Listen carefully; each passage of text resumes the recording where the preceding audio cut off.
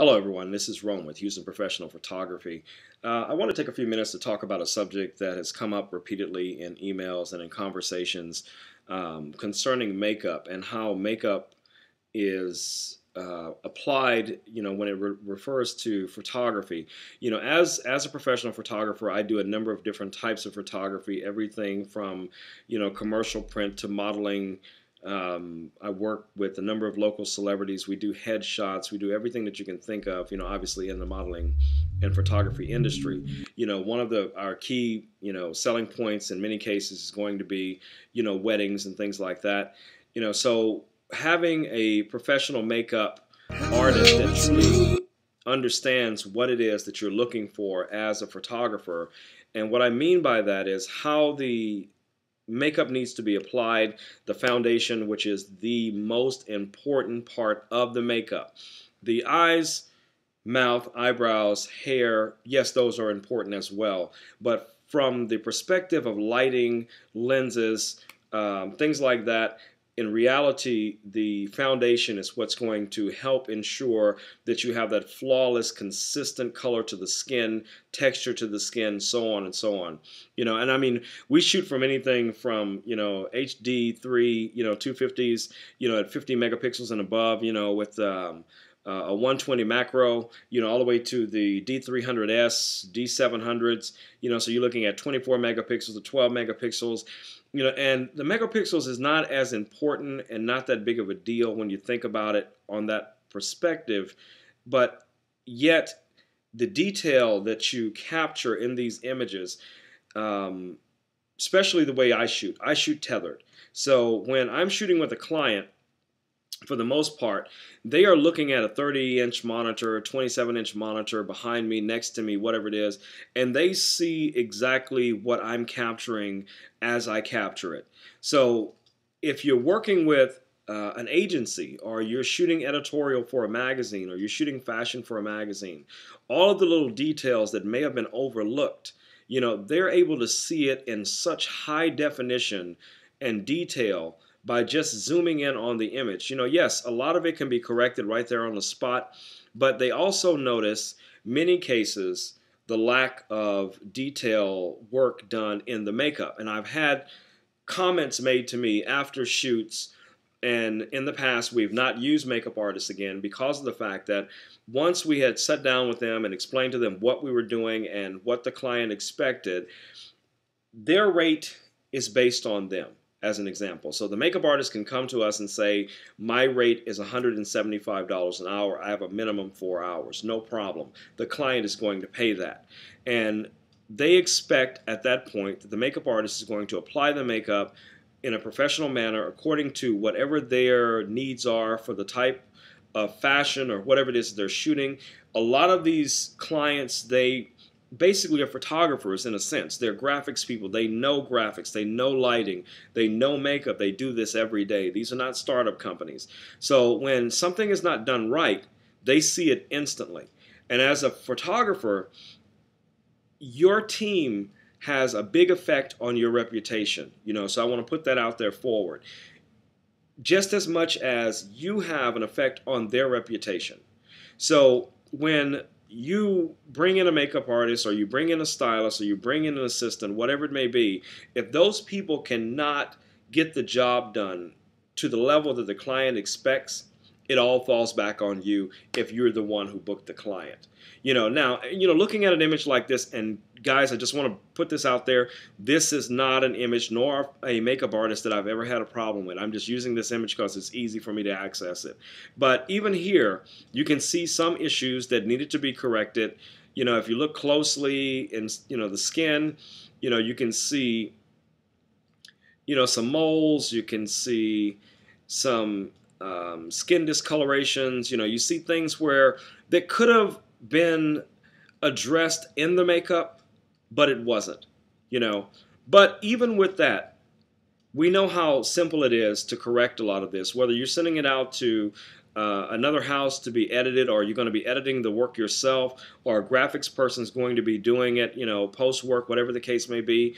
As long as you can get, for the most part, a very high, high definition, high resolution image, the rest can be done in post. But the disadvantage to us is every one of our clients doesn't understand the post work.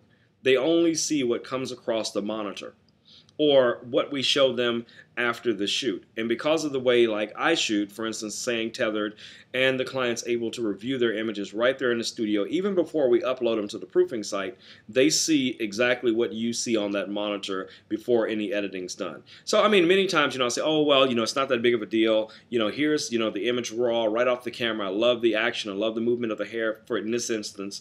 And, you just jump right over to Photoshop and you show them quickly, how easy it will be to even further soften the skin, little things like that. But the key component that comes into play here is when they see what you're doing, say in Photoshop or in one of these other applications, whatever you may be using. I use portraiture as to increase my workflow when it comes to adjusting skin tone and things like that. I don't know how well this is going to translate in video and how much detail you can see here in this image, but I'll try to get as close as I can. And one simple plugin, I'm using portraiture. I'm going to set this at the smoothing is medium for skin, and it should work with the skin tone and the hue of the model here. So you'll see exactly what it looks like after you run one of these plugins if you're not familiar with it. I'm assuming that someone watching this video has not seen these plugins before, but they're relatively easy to find. They're not very expensive. And trust me, it will increase your workflow dramatically. So to get to that glamorous look at the difference in the skin tone with just one click, going from this to this. Now, if you wanted to do some post work, obviously before applying this plugin, you could go in and clone out, any other imperfections that you see. You can touch up the neckline, in liquify or however whatever tools you use. It doesn't matter. The point of this video is about the makeup and the application of the makeup. So realistically, what I would look for and expect my makeup from the makeup artist to look like what you see here, not what you see here. Now, is that realistic? Who knows? I can't say that it's always realistic, that it's that easy to do this. But as a professional photographer, videographer, graphics person, whatever it may be, it's the client that the end result matters the most to. So if the person that you're working with or the part of your team cannot achieve what it is that they expect from you, that falls back on you. That's going to affect your reputation. That's going to affect your cash flow, your workflow, whatever it may be. So when you take all of that into consideration, you say, well, how hard is it to find, a qualified stylist or a qualified makeup artist? I know photographers that tell me they've been looking for years and have never found that person that the chemistry is just right with. But even with that, I mean, we have alternate, solutions that we can work into it. But the question always comes up is, if we're able to achieve this on the computer from the, the raw files that we're starting out with, why do you really need a makeup artist? Why do you need a stylist? Well, because it's a part of the pecking order. It's a part of the professional atmosphere that most clients would want to experience. So it's more than just putting your client in front of a camera and a light and all the other cool stuff if you were shooting in your living room or your garage or something. Most of us and most of you are running a professional studio. So all of those elements should be in play. You should have a makeup artist, even if it's someone that's on call. You should have a stylist that's willing to come in and work with the clients, for a fee. So whatever services you provide or that are offered from your studio just makes your studio that more professional. But anyway, so hopefully this will help makeup artists who are looking to work with photographers that are looking to work with makeup artists or that need makeup artists, and we all do. Sure that you're teaming up with people who see your vision, that your brand is just as important to them as their brand is to them. And I know that that's asking a lot, but if the person that's working with you understands how important your business is to you and how much they benefit because of the way you feel about your business, they will benefit as you benefit.